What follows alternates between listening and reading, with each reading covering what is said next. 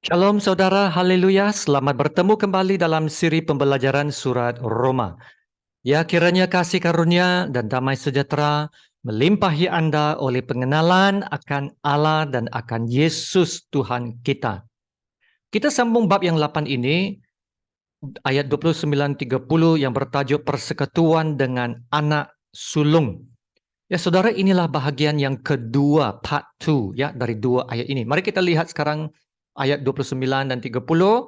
Sebab semua orang yang dipilihnya dari semula, mereka juga ditentukannya dari semula untuk menjadi serupa dengan gambaran anaknya, supaya ia, anaknya itu, menjadi yang sulung di antara banyak saudara. Dan mereka yang ditentukannya dari semula, mereka itu juga dipanggilnya. Dan mereka yang dipanggilnya, mereka itu juga dibenarkannya. Dan mereka yang dibenarkannya, mereka itu juga dimuliakannya. Ya, demikianlah firman Tuhan. Dalam perkongsian yang lepas, saya hanya mengulas ayat 29, yaitu kebenaran yang terungkap dalam 5 perkataan, yaitu menjadi serupa dengan gambaran anaknya. Dan ini ada kaitan dengan ayat sebelumnya, ayat 28, tentang suatu janji yang luar biasa. Yaitu kita tahu sekarang bahwa Allah turut bekerja dalam segala sesuatu untuk mendatangkan kebaikan bagi mereka yang mengasihi Dia, ya, yaitu bagi mereka yang terpanggil sesuai dengan rencana Allah. Pekerjaan kebaikan ya yang dimaksudkan dalam ayat ini berkait rapat dengan pekerjaan Tuhan ya dalam hidup siapa? Yaitu mereka yang mengasihi Dia. Ya, supaya mereka diubah menjadi serupa dengan gambaran anaknya. Itulah matlamat terutama. Menjadi serupa dengan gambaran anaknya. Dan ini juga matlamat utama semua murid-murid Yesus yang telah menjadi rasul-rasul. Mereka juga mengajar hal yang sama, ya, mau menjadi serupa Yesus. Ya, bagi Paulus, dia berkata dalam Filipi 3:10, yang ku kehendaki ialah mengenal Dia dan kuasa kebangkitannya dan persekutuan dalam penderitaannya, di mana aku menjadi serupa dengan Dia dalam kematiannya. Nah, Petrus juga berkata dalam 1 Petrus 2:21, sebab untuk itulah kamu dipanggil, kerana Kristus pun telah menderita untuk kamu dan telah meninggalkan teladan bagimu, supaya kamu mengikuti jejaknya. Yohanes juga berkata dalam 1 Yohanes bab 3 ayat 2. Saudara-saudaraku yang kekasih, sekarang kita adalah anak-anak Allah. Amin. Tetapi belum nyata apa keadaan kita kelak. Akan tetapi kita tahu bahwa apabila Kristus menyatakan dirinya, kita akan menjadi sama seperti Dia. Sebab kita akan melihat Dia dalam keadaannya yang sebenarnya. Ayat ini mengatakan kita tidak tahu apa yang akan terjadi kelak. Ya, yaitu kita tidak tahu dengan detail atau secara terperinci apa yang akan berlaku pada masa depan. Yang kita tahu masa depan itu bukanlah sesuatu yang cerah ya. Akan ada lebih banyak lagi kesukaran, ketidaktentuan, ya, ketidakstabilan. Ya, seperti mana yang kita baca dalam surat Wahyu ya. Tapi suatu yang pasti, ayat ini mengatakan kita akan menjadi sama seperti Dia. Amin. Maka kembali kepada Roma ayat 29 ini, menjadi serupa dengan gambaran anaknya, supaya ya anaknya itu menjadi yang sulung di antara banyak saudara. Nah, perhatikan sekali lagi ayat ini, supaya ia anaknya itu menjadi yang sulung di antara banyak saudara. Nah, kata-kata ini sangat bermakna, dan ini yang kita mau kupas hari ini, yaitu menjadi yang sulung di antara banyak saudara. Nah, kita mesti faham dulu yang perkataan anak sulung ini. Ya, sulung di sini membawa maksud yang terutama. Yang terutama. Paulus memberi maksud yang sama dalam Kolose bab 1 ayat 18 ini. Ialah, yaitu Yesus kepala tubuh, yaitu jemaat, ialah yang sulung, yang pertama bangkit dari antara orang mati. Nah, perhatikan di sini, sehingga ia yang lebih utama dalam segala sesuatu. Maka yang sulung di sini, ya, tidak membawa maksud anak yang terlahir secara jasmania atau lahiria, ya, atau anak pertama lah. Tetapi yang sulung di sini bermaksud yang terutama, ya, lebih utama dari segala sesuatu, ya, yang terutama dari antara yang sama dalam suatu kumpulan. Haleluya. Dan ini meneguhkan lagi kedudukan Yesus sebagai yang tertinggi, ya, bukan yang dicipta secara lahiriah, tetapi yang mencipta. Ya, siapa yang mencipta? Yesus yang mencipta, bukan dicipta. Ya, sebab beberapa ayat sebelum ini dalam Kolose 1, 15 dan 16 ada diberitahu begini. Ia adalah gambar Allah yang tidak kelihatan. Yang sulung, nah, maksudnya di sini yang sulung ialah lebih utama dari segala yang diciptakan. Karena di dalam dialah telah diciptakan segala sesuatu. Dan segala sesuatu diciptakan oleh Dia dan untuk siapa? Untuk Yesus. Maka yang sulung membawa arti yang utama. Ya, bukan dicipta tetapi pencipta. Maka ialah yang maha tinggi, maha kuasa, dan maha utama. Nah, begitu juga dalam Mazmur 89 ayat 28 mengatakan hal yang sama. Aku pun juga akan mengangkat dia menjadi anak sulung, menjadi yang apa? Maha tinggi di antara raja-raja bumi. Dia menjadi anak sulung. Dia yang dimaksudkan di sini adalah Daud. Daud dipanggil anak sulung dalam Mazmur. Nah, apa yang aneh tentang hal ini? Memang aneh sekali. Sebab kita tahu Daud bukan anak sulung. Dia anak bongsu dari 8 adik-beradik. Lalu kenapa dia dipanggil anak sulung? Nah, ayat ini mengatakan dia telah diangkat menjadi apa?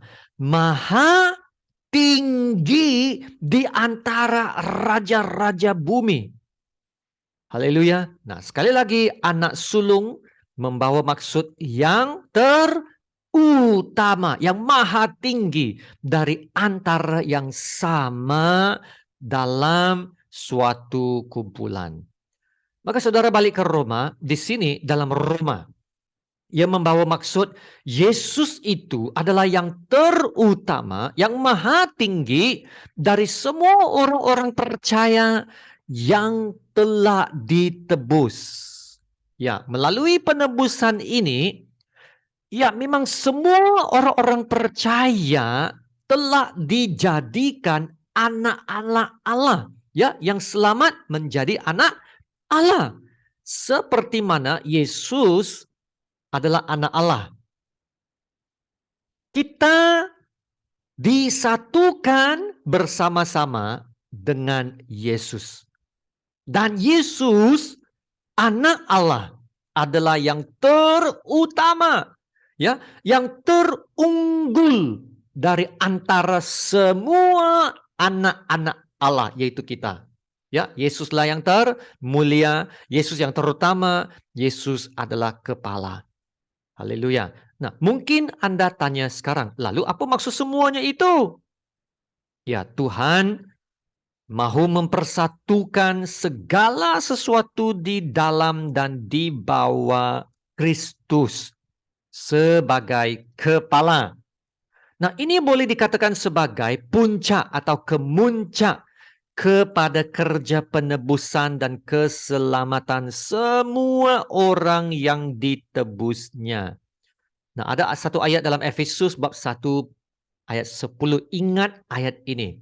Ini mengatakan sebagai persiapan kegenapan waktu untuk mempersatukan di dalam Kristus sebagai kepala segala sesuatu, baik yang di sorga maupun yang di bumi. Amin. Ya, saudara, Tuhan boleh selamatkan kita.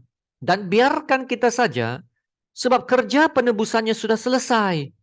Ya, Tuhan boleh jadikan kita semua hamba-hambanya. Sebab dia yang menebus kita.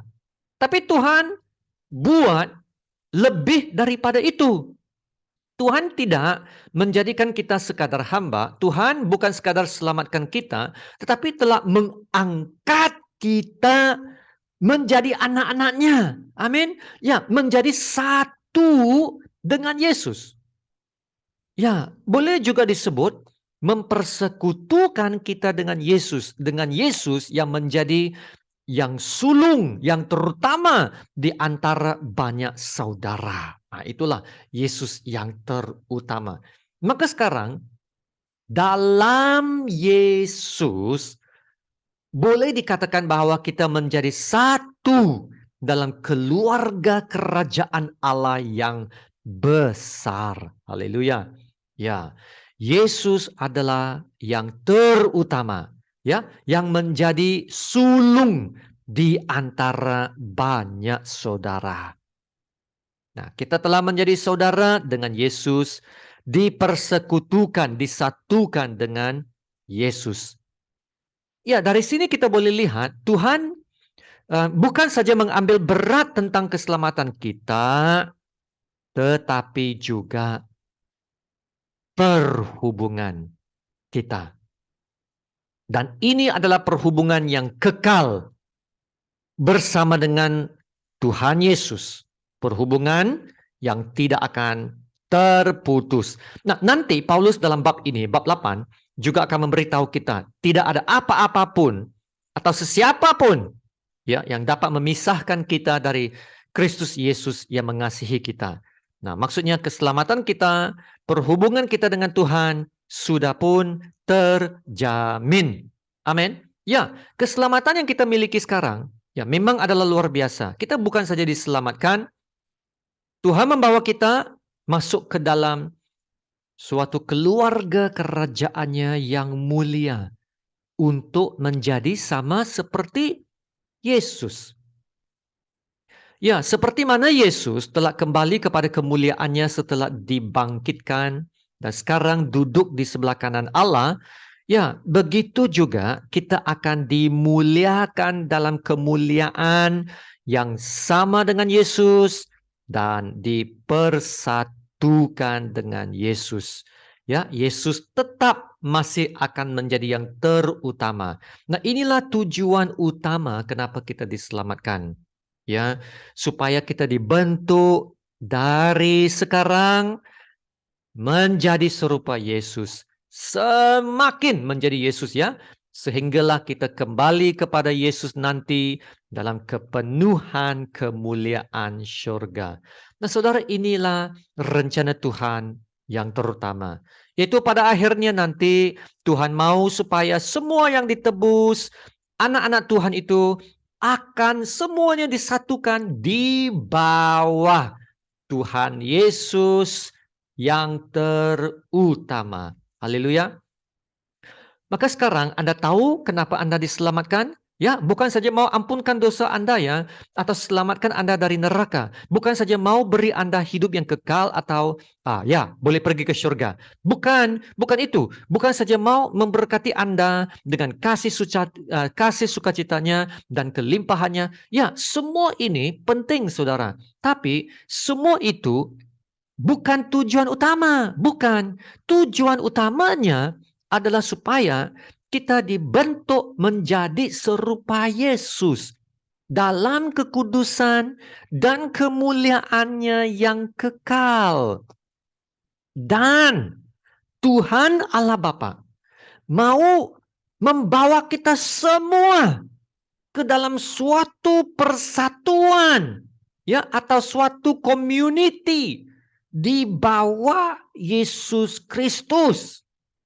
Ya, sesuai dengan Efesus bab 1 ayat 10 itu, yaitu mempersatukan di dalam Kristus sebagai kepala segala sesuatu, baik yang di syurga maupun yang di bumi. Nah, saudara, ini yang akan membawa kemuliaannya lebih besar kepada Yesus yang adalah terutama dari segala sesuatu. Wow, saudara, ini luar biasa. Dalam arti lain, boleh juga dikatakan ya, Tuhan mau mewujudkan suatu community persaudaraan dengan Yesus.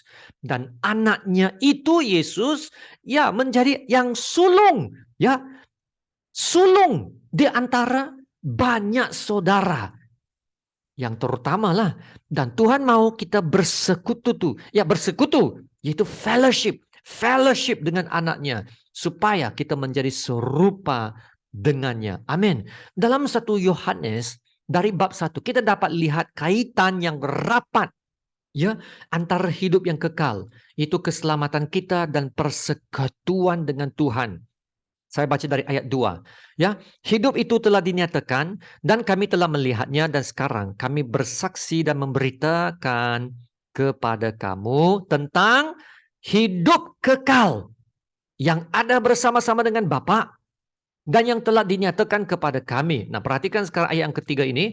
Apa yang telah kami lihat dan yang telah kami dengar, itu kami beritakan kepada kamu juga. Supaya kamu pun beroleh persekutuan dengan kami. Dan persekutuan kami adalah persekutuan dengan Bapa dan dengan anaknya Yesus Kristus. Wow, saudara, apa tujuan hidup kekal keselamatan kita? Ayat 3 mengatakan, supaya kamu pun beroleh persekutuan dengan kami. Dan apa persekutuan yang dimaksud oleh Yohanes? Ya, supaya semakin kita bersekutu dengan anaknya Yesus Kristus, semakin kita berubah menjadi serupa Yesus Kristus. Amin. Saudara, bagaimana kita melakukan persekutuan ini? Dengan selalu mencari Yesus. Ya, seperti pengalaman dua murid berjalan bersama Yesus ke Emmaus. Dan Yesus sendiri ya menjelaskan segala yang tertulis tentang dia dari kitab suci. Wow, saudara, ini yang luar biasa, sungguh indah sekali persekutuan ini. Nah, inilah gambaran yang saya dapat tentang persekutuan bersama Yesus yang menjadi sulung di antara banyak saudara. Untuk kita hari ini, ya, ia dapat disamakan dengan membaca firman Tuhan. Sebab firman Tuhan menjelaskan tentang Yesus. Itu juga persekutuan dengan Yesus apabila kita membaca firman Tuhan dan buat saat teduh. Dan Roh Kudus akan mengajar kita tentang Yesus dan kebenarannya. Haleluya. Luar biasa kan? Nah, itulah pentingnya saat teduh, membaca Alkitab. Supaya ada pengisian rohani setiap hari. Ya, pengisian. Yaitu semakin kita membaca Alkitab dan tahu kebenarannya, maka semakin kita mengenal Tuhan Yesus. Kalau kita tidak baca Alkitab, tidak tahu kebenaran, tidak mencari Tuhan, Bagaimana kita mau bersekutu dengan Tuhan Yesus dan berubah menjadi serupa Tuhan Yesus? Ya saudara, ada suatu ketika saya telah mengangkat 12 pelajar dari sebuah sekolah pemuridan. Ini telah saya kongsikan dalam rekaman yang lepas. Ya, saya melatih mereka untuk membaca Alkitab dan buat saat teduh. Ya, saya mau melatih mereka ya untuk mengutamakan Tuhan. Ya, mereka harus mendapat pengisian rohani secara pribadi daripada Tuhan setiap hari. Ya, saat teduh bersama Tuhan. Itulah yang akan menjadi nafas mereka, kekuatan mereka, urapan hidup mereka. Maka setiap hari saya berhubung dengan mereka, memberi dorongan kepada mereka, memberi teks Alkitab kepada mereka untuk membuat renungan dan membimbing mereka lagi. Ya, mungkin Anda akan kata, wah, pastinya mereka sangat bersemangat kan? Tapi tidak. Tidak, mereka lambat belajar. Mereka tidak hantar renungan harian kepada saya secara konsisten. Nah, alasan yang selalu mereka bagi ialah sangat sibuk dengan tugasan sekolah. Maka saya bagi tahu mereka mesti bezakan pelayanan dan tugasan. Anda mesti dilayan dan melayan Tuhan dahulu dalam waktu pribadi bersama Tuhan. Itulah persekutuannya. Ya, seperti Yesus. Yesus melakukan perkara yang sama. Walau betapa sibuk Yesus, Yesus mencari masa. Yesus ada masa persekutuan dengan Allah Bapa pada waktu pagi. Saudara, kalau Tuhan adalah yang terutama, maka Tuhan harus diutamakan dalam hidup kita. Ya, diutamakan dalam hidup kita. Saya beritahu anak-anak murid saya, mereka harus bersekutu dengan Tuhan dahulu. Mendapat sentuhan dari Tuhan. Mendengar Tuhan berbicara ke dalam hidup mereka secara pribadi. Ya, seperti Yesus berkata, domba-dombaku mendengar suaraku dan aku mengenal mereka. Saudara, dengar suara Tuhan. Harus ada pengisian setiap hari. Pengisian dari roh dan kebenaran. Saudara, haleluya, bila mereka sudah mendapat sentuhan atau jamahan ini, saya percaya hati yang tersentuh itu akan berubah, akan bersemangat. Pelayanan pun lebih bermakna, pelayanan pun lebih bahagia. Haleluya, lebih bahagia. Bila ada hati yang bersekutu dengan Tuhan, hati yang dalam bersama Tuhan, saudara, itu pasti akan terpancar dari hidup mereka. Mereka bukan lagi sekadar membuat suatu pelayanan, tetapi mengongsikan kehidupan Tuhan, the life of God, dengan orang-orang yang mereka layani. Haleluya.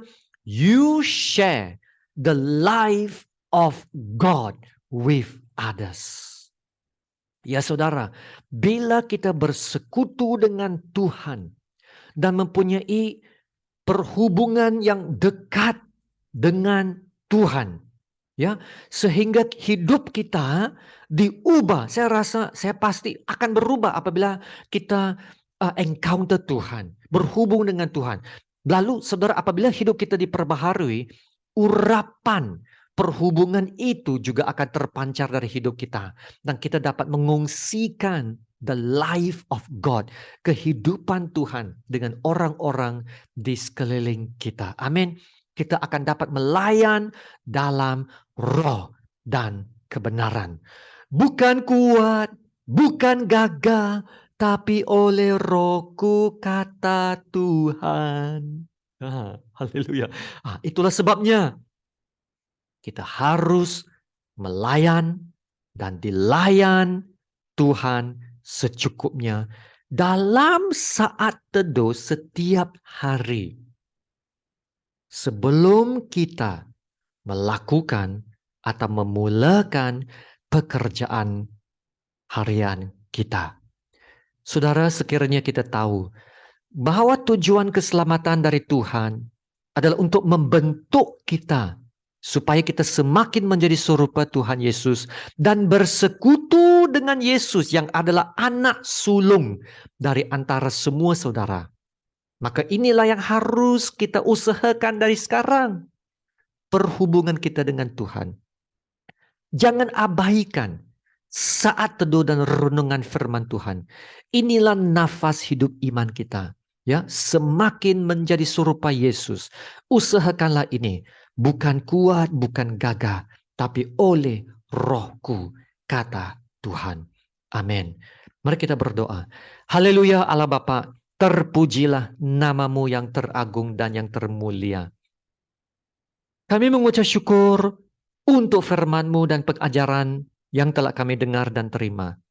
Engkau sentiasa mengingatkan kami untuk mengutamakan Tuhan, mencari dahulu kerajaan Tuhan, menjadikan Yesus Tuhan yang bertakhta dalam hidup kami. Ya Tuhan, banyak kali kami mengabaikan atau lalai dalam hal ini. Kami senang tergoda dengan hal-hal duniawi. Dan dalam kesibukan kami juga, kami telah mengabaikan perhubungan kami dengan Tuhan dan menjadi semakin jauh dari Tuhan. Kami tidak dapat merasakan hadirat-Mu lagi. Kami tidak lagi peka kepada suara-Mu. Kami tidak lagi peka kepada firman-Mu. Kami menjadi semakin lemah rohani. Ya Tuhan, bangkitkan kami untuk kembali kepada Engkau. Untuk menjadikan Engkau yang terutama. Untuk mencari wajah-Mu setiap pagi. Merindukan Engkau. Haleluya ya Tuhan, perbaharuilah kerinduan kami untuk Tuhan Yesus. Perbaharuilah kerinduan hati kami untuk membaca firman-Mu. Perbaharuilah kepekaan roh kami kepada bimbingan Roh Kudus. Terima kasih Bapa, Engkau telah mendengar doa kami dan akan melakukannya sesuai dengan kehendak-Mu. Kami akan belajar menjadi taat melakukan kehendak-Mu. Ya Roh Kudus, tolonglah kami. Beri kekuatan kepada kami dan hati yang taat dan sedia melakukan kehendak Allah. Terima kasih Allah Bapa. Dalam nama Tuhan Yesus yang termulia, kami berdoa dan ucap syukur. Amin. Haleluya. Terima kasih saudara yang telah memberi masa dan perhatian untuk mendengar firman Tuhan. Ya saudara, usahakan perhubungan pribadi kita dengan Tuhan. Ya, supaya kita akan sentiasa merindukan Tuhan. Ya, jangan hilangkan kerinduan ini ya. Jagalah hati dengan sentiasa menunjukkan hati kita kepada Tuhan yang terutama dalam hidup. Haleluya, sama-sama kita menerima berkat Tuhan. Tuhan memberkati engkau dan melindungi engkau. Tuhan menyinari engkau dengan wajahnya dan memberi engkau kasih karunia.